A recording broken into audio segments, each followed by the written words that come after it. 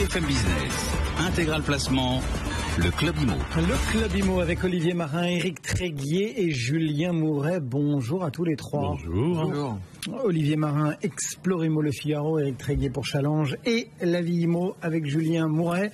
Allez, comme d'habitude, les chiffres décortiqués, regardés, collectionnés par Olivier. Qu'est-ce qu'il en est? Les derniers indicateurs qui ont été délivrés par les notaires sur le marché résidentiel ancien, en tout cas sur l'Île-de-France, sont plutôt excellents. On a une activité soutenue. En fait, les notaires l'ont livré il y a quelques jours. Premier trimestre 2016, l'activité est restée soutenue. On a eu des ventes de logements qui ont progressé de 11% sur une année. Premier trimestre 2016 par rapport à la même période, en fait, l'an dernier. On a une amélioration encore plus importante, en fait, pour les maisons que pour les appartements. Équilibre parfait pour l'instant entre vendeurs et acquéreurs, et ça ne joue pas. On pouvait se poser la question en fait sur les prix. Les prix ne bougent pas. On a cet indicateur en fait régional, notamment sur l'Île-de-France. On a un prix moyen à 5 200 €. Quant au prix médian d'une maison, il s'établit à 290 000 €. Et puis, si on regarde dans le détail, en fait, à Paris, il n'y a pas trop de mouvement. On est à 8 000 € du mètre carré en moyenne. Il y a quand même une augmentation, petite augmentation d'1,2% sur une année. Et la capitale compte 6 arrondissements à plus de 10 000 € du mètre carré. Alors c'est le premier, c'est le troisième, le quatrième, le cinquième, sixième, septième arrondissement. Et puis on a une poussée dans le sixième, on est à plus de 12 000 € du mètre carré. Enfin voilà, dans l'ensemble, ça se porte bien. On a 2 ventes récentes qui ont été signalées par les notaires. On a un appartement à 77 mètres carrés dans le quartier des Champs-Élysées qui s'est vendu 27 000 € par mètre carré. Et puis, dans le secteur de Chaillot, dans le 16e, on a un bien d'une surface de 144 mètres carrés qui a été acquis 23 000 €. Voilà, on a toujours aussi des étrangers qui sont présents, notamment dans le 3e arrondissement. En petite couronne, on a des baisses de prix du côté de Saint-Denis, de Montreuil, également à Saint-Germain-en-Laye. Et puis, on a un autre indicateur du marché. Alors, celui-là qui est tombé hier, qui est important pour l'Île-de-France, c'est le marché du neuf. Et alors là, vous avez des taux d'intérêt, donc évidemment très attractifs, un prêt à taux zéro qui marche très bien, et puis un Pinel aussi. Résultat, 6 300 logements neufs vendus premier trimestre 2016, ça représente 122% de hausse sur une année, et tous les départements sont concernés. Ils doublent en fait le nombre de transactions, donc à la fois sur l'ancien et sur le neuf. Pour l'Île-de-France, ça va très bien. Parce que, notamment Eric, l'emprunt immobilier bat son plein. Il y a une étude que vous avez observée qui a regardé, parce qu'on en parle beaucoup en France, on a ces chiffres en tête, le 1,2 et quelques qui est tombé il y a quelques semaines, mais comment il se porte cet emprunt immobilier plus largement en Europe ? Quand on regarde ce qui se passe en Europe, effectivement, on s'aperçoit qu'il y a une somme, il y a un encours de crédit immobilier qui n'a jamais atteint la somme qu'il atteint aujourd'hui. Aujourd'hui, donc, les Européens, les 28 pays d'Europe, sont en train de rembourser 6 200 milliards d'euros d'emprunts immobiliers. Une somme qui n'a jamais été atteinte. 6 200 milliards. C'est 3 fois le PIB de la France. Exactement. Alors, qu'est-ce que ça représente ? Ça représente à peu près 88% de l'endettement total des Européens. Ça veut dire que l'immobilier, c'est le moteur principal aujourd'hui de l'investissement des particuliers. C'est aussi une des causes les plus importantes de leur surendettement, de leur endettement. Les Européens, en moyenne, ont encore à rembourser 41 000 € sur leur crédit en cours, leur crédit immobilier. Ça représente à peu près, ça représente un peu plus d'une année de revenus d'un ménage. Et il y a des grosses différences. Par exemple, dans le nord de l'Europe, où les prix de l'immobilier sont beaucoup plus chers, l'encours des crédits à rembourser est à peu près de 80 000 €, alors que dans le sud, il est de 27 000 €. Vous voyez qu'il y a un grand écart entre les deux, avec surtout une illustration pour l'Angleterre. Vous savez que l'Angleterre, c'est toujours un pays à part.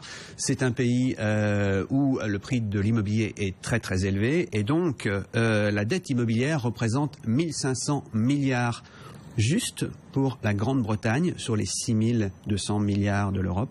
Donc, ils sont numéro 1 pour l'endettement, alors qu'ils sont numéro 3, ils sont le 3e pays le plus peuplé d'Europe. Donc, vous voyez qu'il y a un déséquilibre total. Alors, la France dans tout ça, la France, on est au milieu du classement. On est au 10e rang européen avec une dette immobilière moyenne de 47 000 €, un peu supérieure à la moyenne, mais tout à fait dans la norme. Et ça représente 63% du total de ce que gagne un ménage dans l'année. C'est 47 000 €. Voilà. Bon. Donc c'est à peu près l'image que l'on peut avoir. C'est une enquête qui a été faite par le Crédit Foncier sur 28 pays d'Europe. Elle fait ça depuis 4 ans et ça permet de voir quand même des évolutions.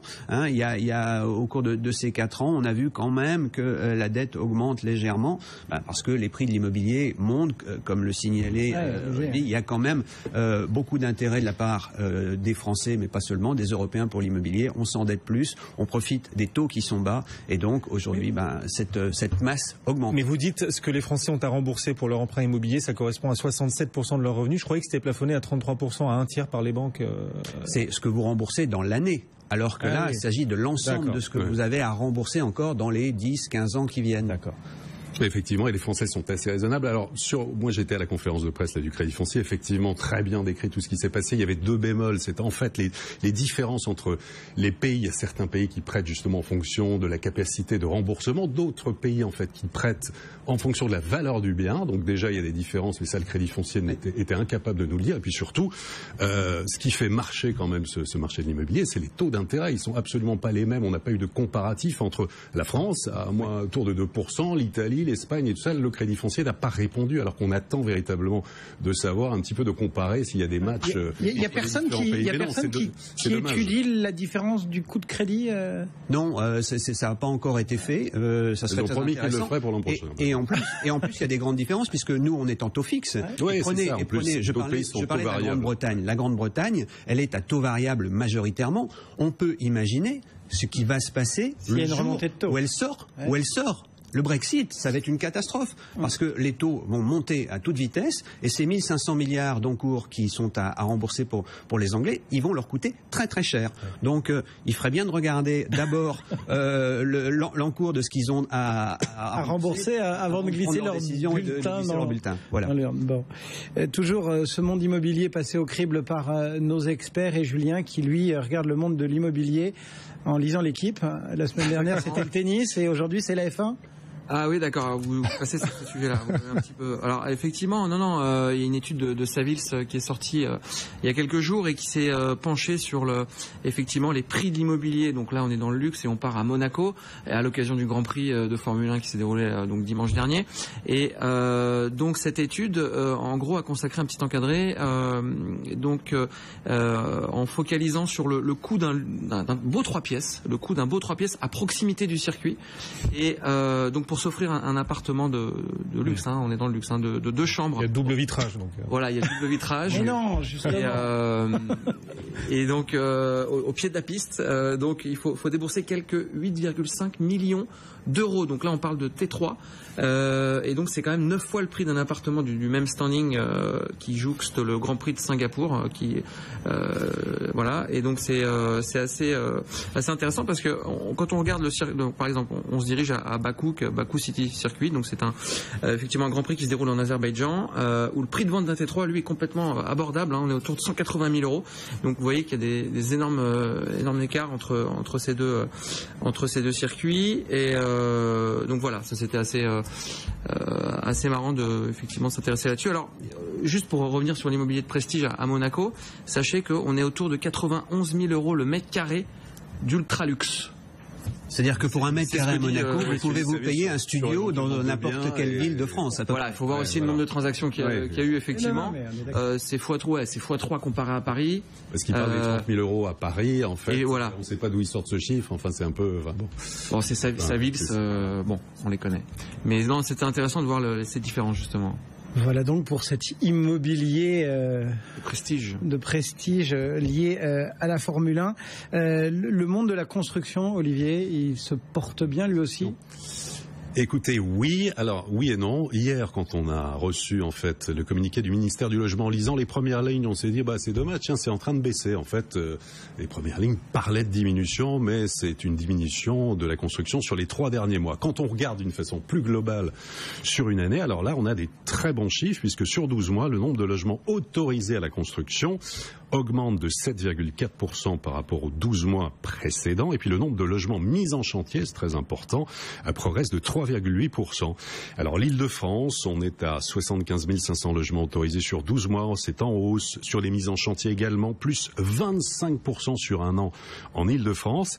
Et les régions qui progressent le plus dans le domaine de la construction et des mises en chantier, Alors l'Île-de-France devant la Corse, le Pays de la Loire et la Bretagne, stabilité pour la région Provence-Alpes-Côte d'Azur et Aquitaine, Limousin, Poitou-Charentes.